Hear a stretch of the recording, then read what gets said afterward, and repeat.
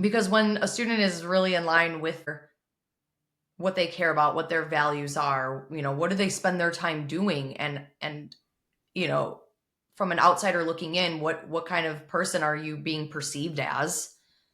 And when we start thinking about those things, and ideas bubble to the surface of, okay, well, if these are the things that I'm all about, are they in line with how I'm spending my time? Are they in line with what I think I want to do for college? Welcome to Real Money, Real Life, the podcast where we get real about money and the messy human stuff that comes with it. I'm Linda Grizzly, financial educator and your Me Money guide to financial clarity. Each week, we dive into financial concepts and money strategies, but we always tie it back to real life, emotions, mindset, and how money actually shows up day to day.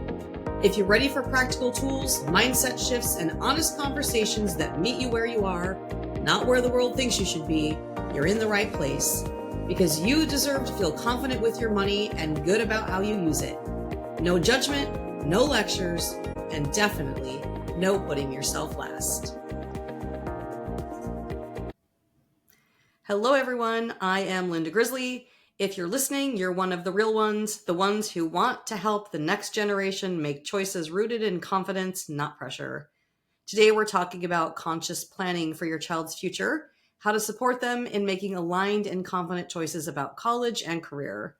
With so much stress around admissions and skyrocketing costs, it's easy for both parents and students to feel overwhelmed. Our conversation is going to highlight strengths-based approach that brings clarity and heart to the process, helping families move from fear and pressure to growth and possibility.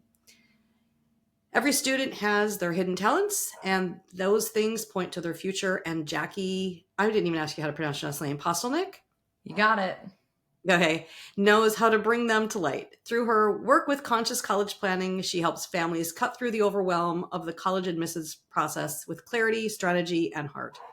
Today, she will share her unique approach to showing how discovering strengths can transform college planning into a journey of growth and choices that lead to a happy future. Welcome, Jackie. Thank you, Linda. Appreciate the intro. Of course. And so I like to just start out and, tell us your story about how you got into your line of work.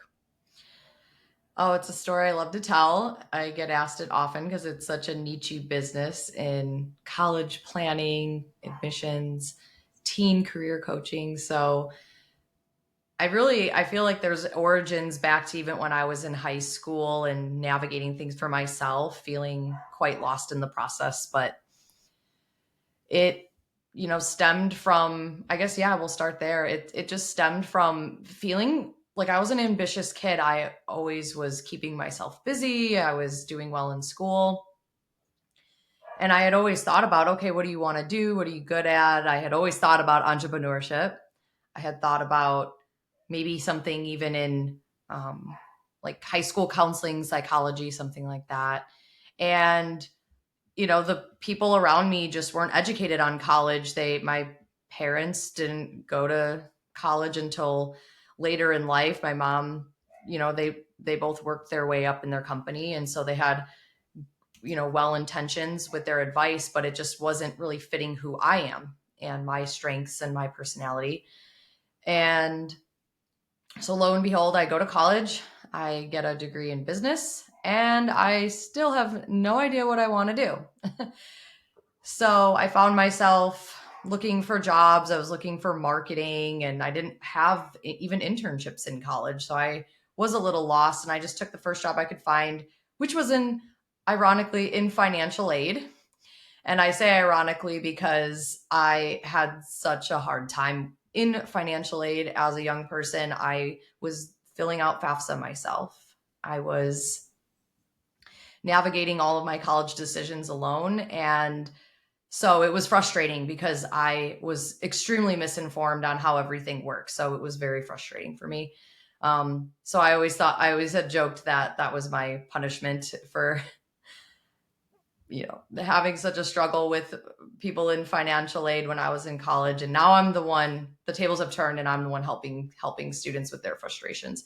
So needless to say, I I didn't enjoy that piece of it. It's not the heart of what I do now, although I am well informed in financial aid, how it is calculated, how colleges view you, financial aid appeals, and understanding the money part really, really well. But my heart really was in coaching students one on one.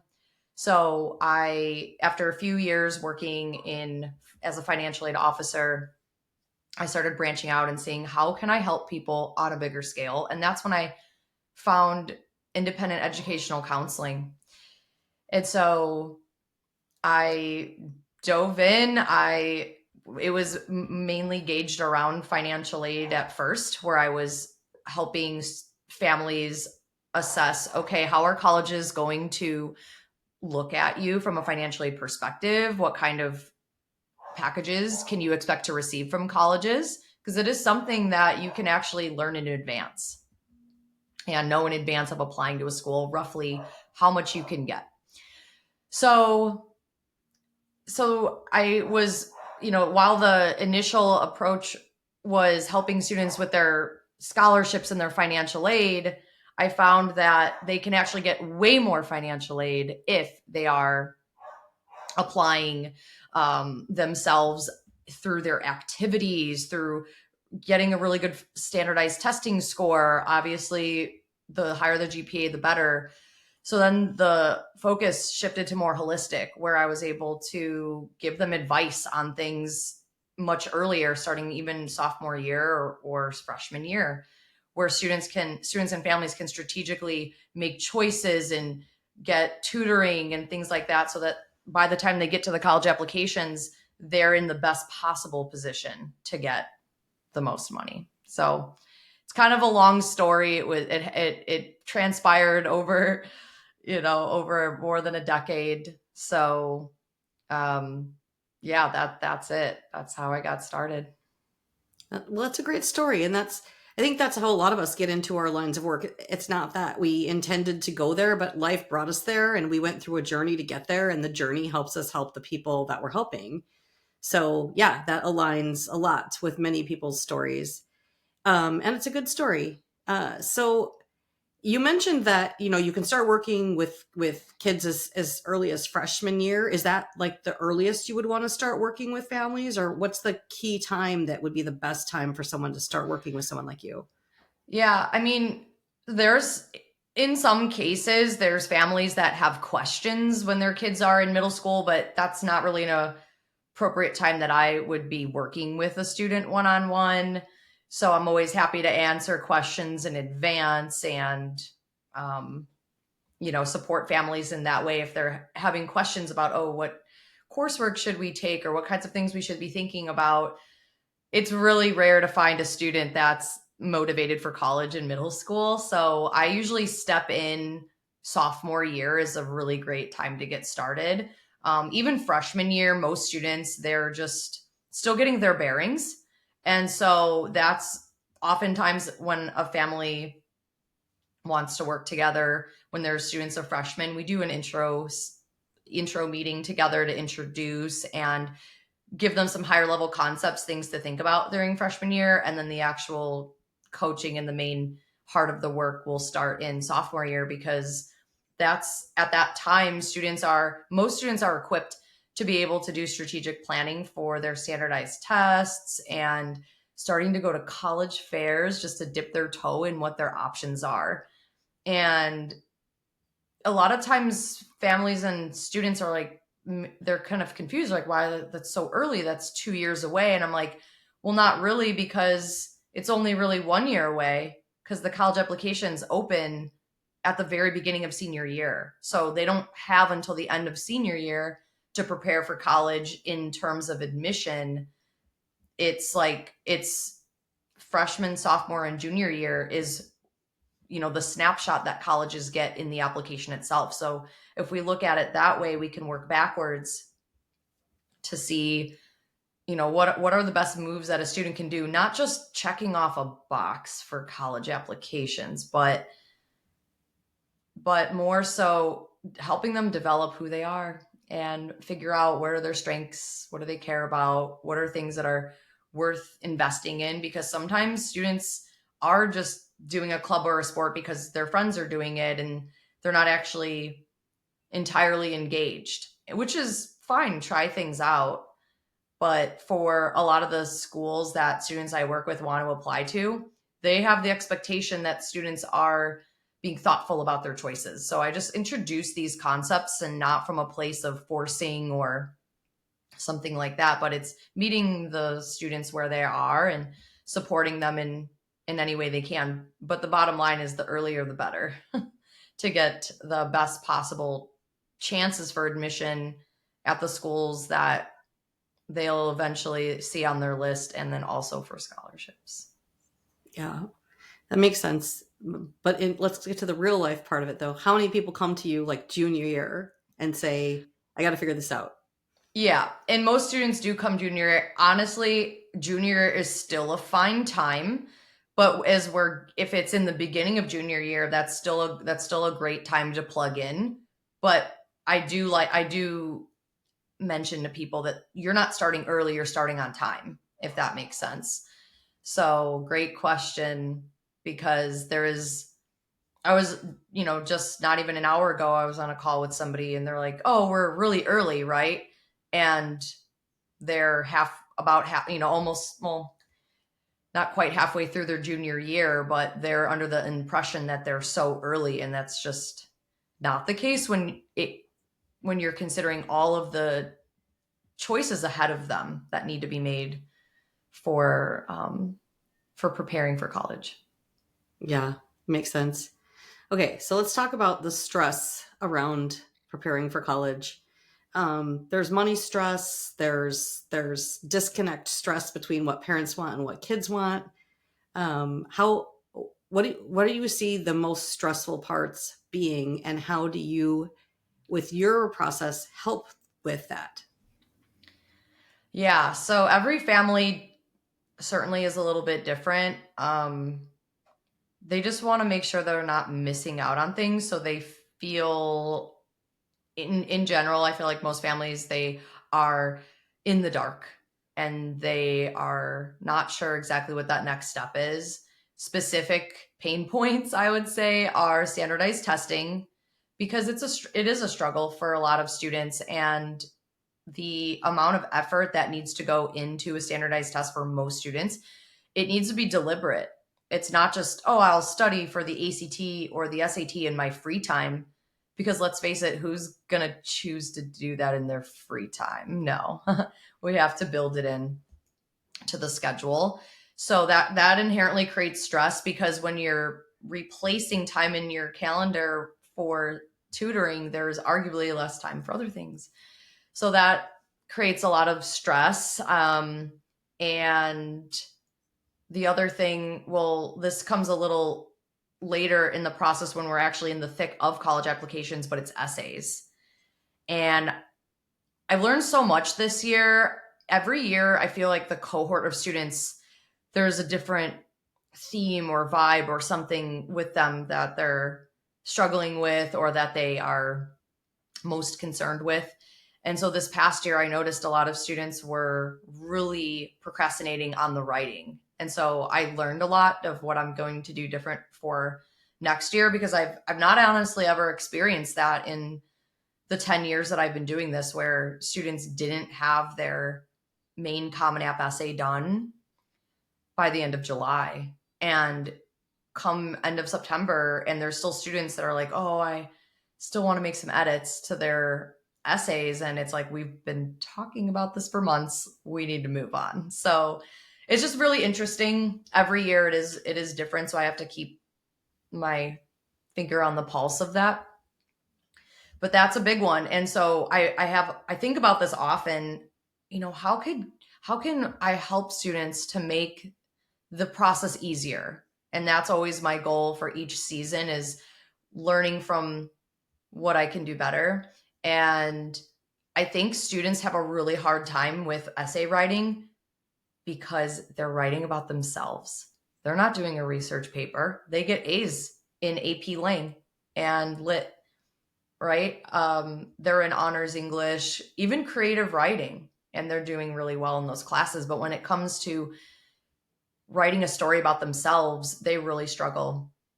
So that's something I'd like to introduce to students earlier, is having them do some early journal prompting. Part of my process is questionnaires. We're getting students more comfortable writing about themselves and being reflective. But that is really interesting because, who keeps a journal? Who keeps a diary? I mean, what adults? Well, maybe you and I, we have people in our circle that journal, but the average adult even doesn't take time to journal or reflect. So to expect it of students, colleges do. And that's something that can really help a student stand out in their application. So when it comes to the stress part, those are the pieces that I've noticed and am very aware of and proactively address when I'm working with a family. Yeah. And so you talked about uncovering the students' hidden talents before making big decisions. Tell me more about how you help them do that. Yeah, so I have a series of tools. Even before, when a family enrolls, I send them a shared Google folder of a whole suite of resources and worksheets and tools that they can use through the process. And one of those is something that I developed called the My Unique Self questionnaire. So just ask them a series of questions just to get the wheels turning about, what do you care about the most? What are you grateful for? Tell me about a time when dot dot dot, and give a few different scenarios. And so it not only just helps me to get to know them a little better in advance, but it's mainly for the students to reflect on those pieces that make up who they are. Um, because when a student is really in line with their what they care about, what their values are, what do they spend their time doing, and you know, from an outsider looking in, what kind of person are you being perceived as? And when we start thinking about those things, and ideas bubble to the surface of, okay, well, if these are the things that I'm all about, are they in line with how I'm spending my time? Are they in line with what I think I want to do for college? Some of the other tools that I use, the most robust tool that I have in my arsenal is advanced aptitude testing. And so I love this tool so much because it gives very, very powerful insight into what I like to call student superpowers. And scientifically, they're referred to as aptitudes. They are how you are hardwired. How do you solve problems best? What kinds of problems do you care about most? Um, what is your personal style in the future workplace? And how does that fit into making aligned choices for a career path, for even the type of internship or the type of company that you're applying into? It's going to talk about some specialized aptitudes that strongly relate to specific jobs. And so when those are uncovered, a student can take the scientific evidence from this validated test and then compare it with some of the experiences they have. Okay, so I'll then give them different scenarios. Okay, have you had an experience doing this? How does that feel? Do you like it? Is it something that you are nervous about, but you're actually like doing?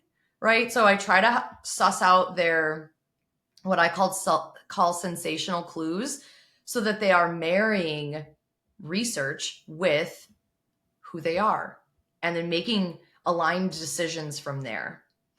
And so that is, not every student is ready to engage or is mature enough to do that. I mean, I really encourage all students to try it out, and I would say over 90% of my clients and students are excited to do it and engage in the aptitude test and are happy that they did. But that's a powerful report because when I say hardwired, aptitudes are, they follow you for your life. I always do the little test where I have families like cross your arms in front of you. So go ahead and you do it too, and I'll do it. So cross your arms in front of you. All right. That's, you don't have to think about that, right? Now switch and put the arm that's on top on the bottom, right? you can do it, but you have to think about it. You hesitate. You're like, this feels weird. I don't like it. That's a difference between an aptitude and a skill. So it's a small, silly way to demonstrate, but an aptitude is something you don't have to think about. And so when you understand what your aptitudes are, your your unique signature of the blend of the aptitudes that you have, like that is collectively your superpower that you're bringing to a company, to a project, to a college. So it's kind of cool when they get to find out, okay, what's my unique thing? Like, what am I really good at? And then using that to even help them figure out what um, activities they should be doing in high school, what will feel good, what will feel great, what will make you feel like enriched. So, and then for students who are really serious about, hey, I want to get into this, maybe more of an elite school, who do not all times, but many times expect a student to demonstrate interest in their major. I mean, even U of I does, right? And that might not be common knowledge to people, but U of I admits directly into the major. So they prefer to have students that have demonstrated that interest so that they are, when they're admitting a student into that specific major, that they have the highest success rate of staying in that major. Right. Hmm. So that's knowing all of these things. I try to make holistic recommendations to a student based on exactly who they are.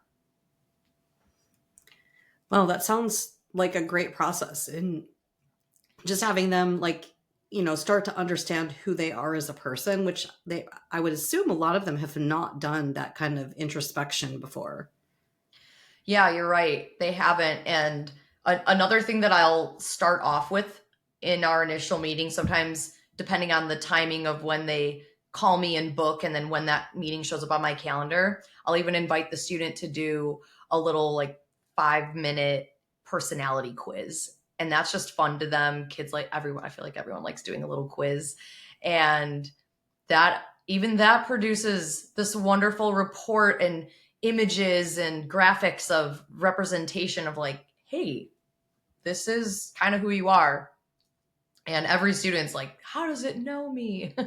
Mhm. um but it's like there's a difference between recognizing it and then seeing it outside yourself and then being like, yeah, that is me. Oh, okay. So I should gravitate towards doing more things that support and are in alignment of who I naturally am. And I feel like that's when awesome opportunities show up and things start to click, confidence builds. That's the biggest thing. You know, students are seeking more confidence, and this tool and this process offers that to them. Yeah. And so how much involvement do the parents actually have? It sounds like you do a lot with just the students.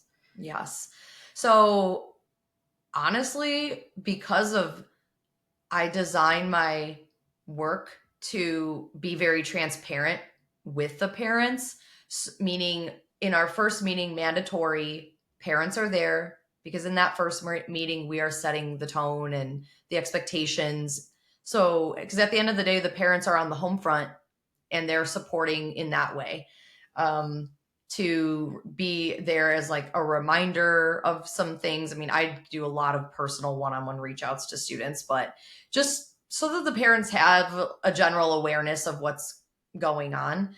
And I also take notes on every meeting and put it in a shareable folder so that they don't have to be directly involved, and they can still be on the sidelines and feel like they're in the loop. Um, but most of the work happens just between the student and I, and it's more empowering to them. They're helping them, get more of a sense of independence with things.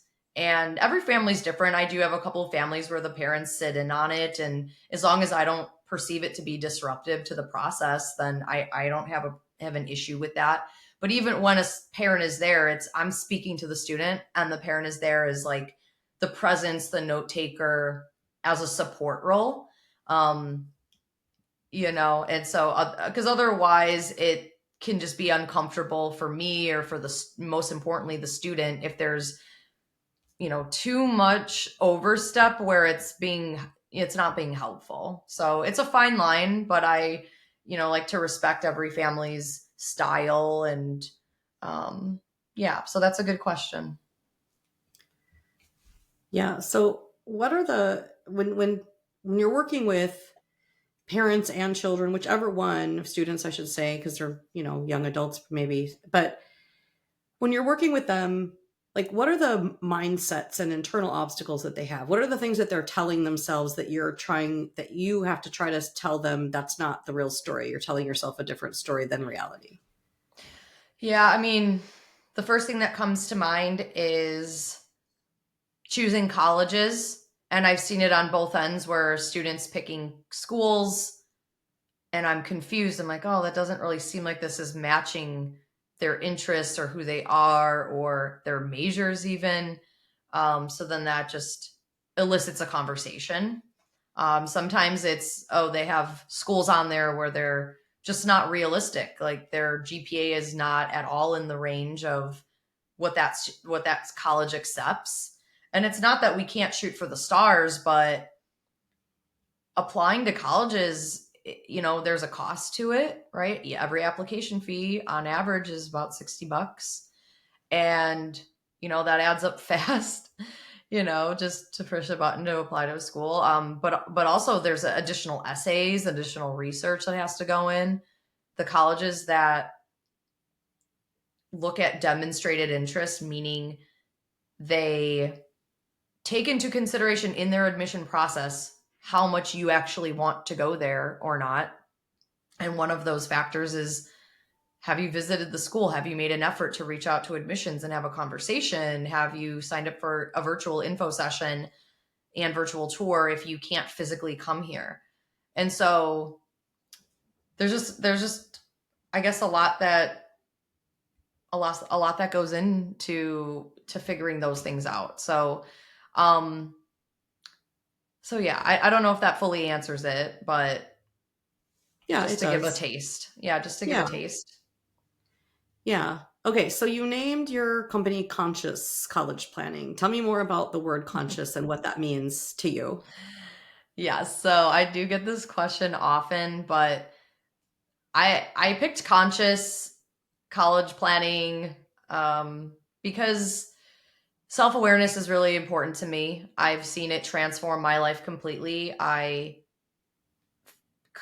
think very often how if I had access to more introspection, guidance, and thoughtful decision making when I was a teen, that I could have really misstepped a lot of not aligned choices for myself.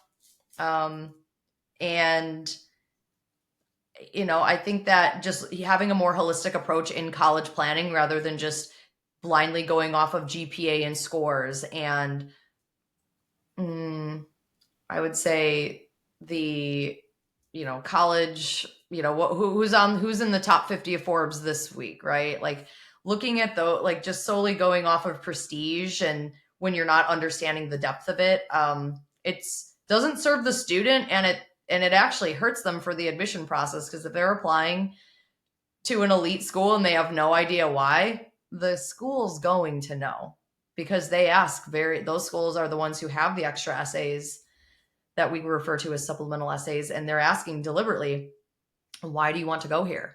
Or they'll ask a creative question where they're trying to read between the lines to see how, intellectually curious you are. So, so either way, I mean, I just believe in you get so much more out of the process. Even goes beyond college planning, right? This is even more like life coaching with the context of college planning. So I try to design everything that I do to not only help them with their decisions in college, but also decisions that come later down the road and they can use the process of what we've done and the methodology to copy and paste for when they are applying into scholarships, when they're applying for internships, when they're seeking unique opportunities to collaborate with a professor.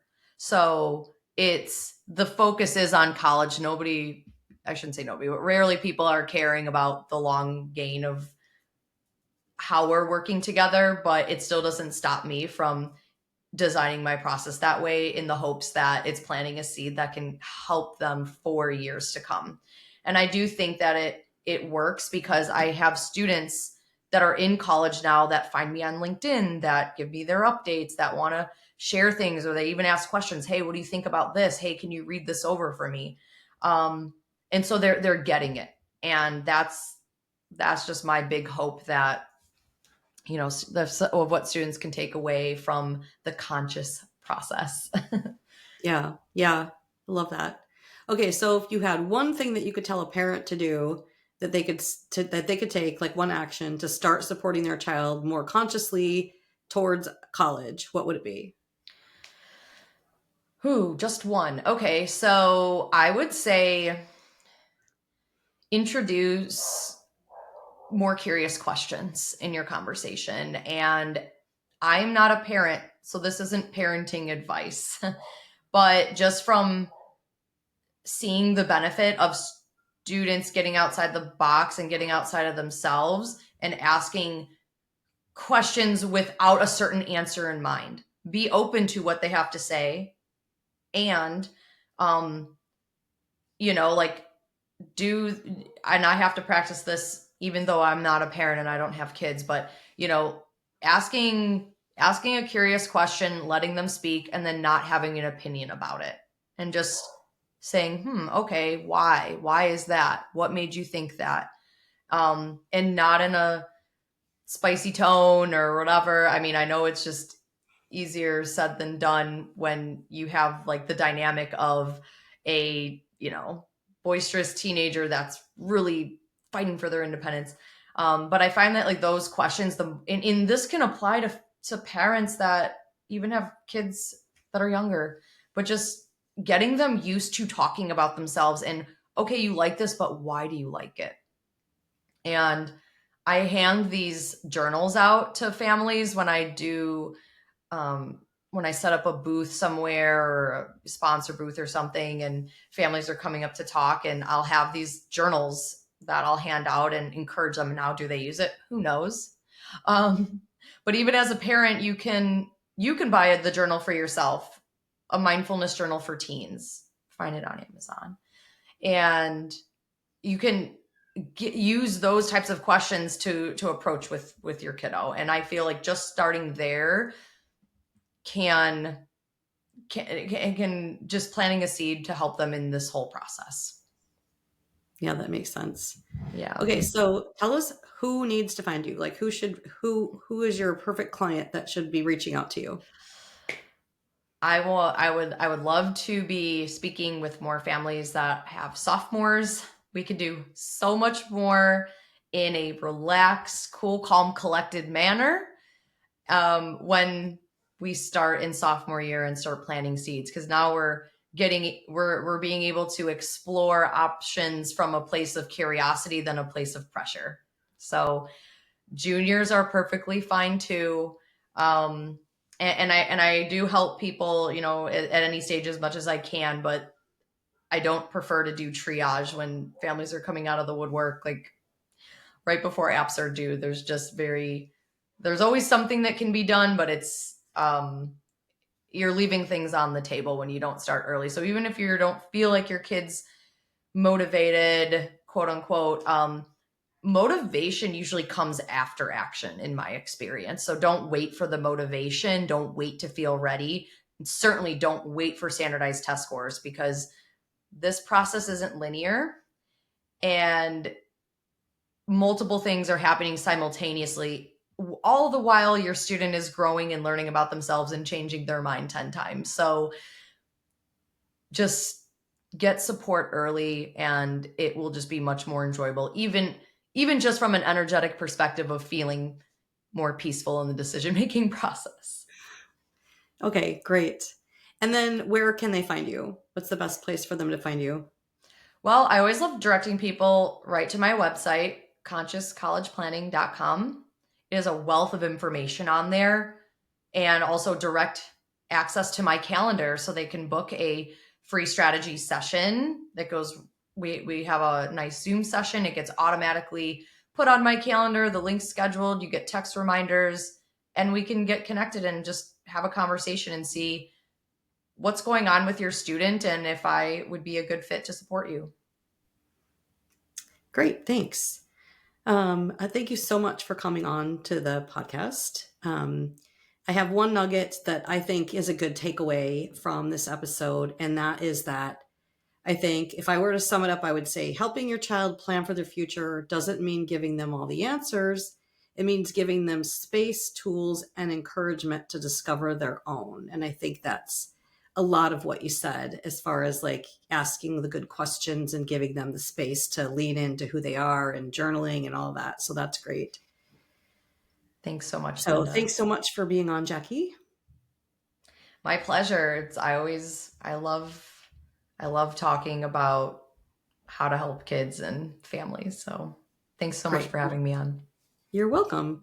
And if you're still here listening, you're one of the real ones, and that matters. And today I have an invitation for you.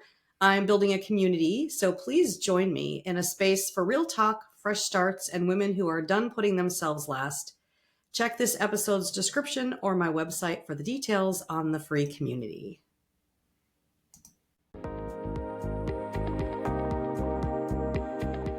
Thanks so much for listening to Real Money, Real Life. Want to see what's blocking you from financial confidence or discover your money personality?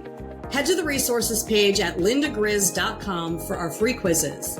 That's LINDAGRIZ.com/resources. If you're loving what you're learning, be sure to subscribe and leave a review. I'm your Me Money Guide to Financial Clarity, Linda Grizzly, and I'll catch you next time as we talk more real money, real life, because you deserve to feel confident with your money and good about how you spend it. The content shared here is for educational and entertainment purposes only. It is not financial, tax, legal, or planning advice and does not constitute therapy or mental health counseling. Please consult an actively licensed and qualified professional for advice or help specific to your situation.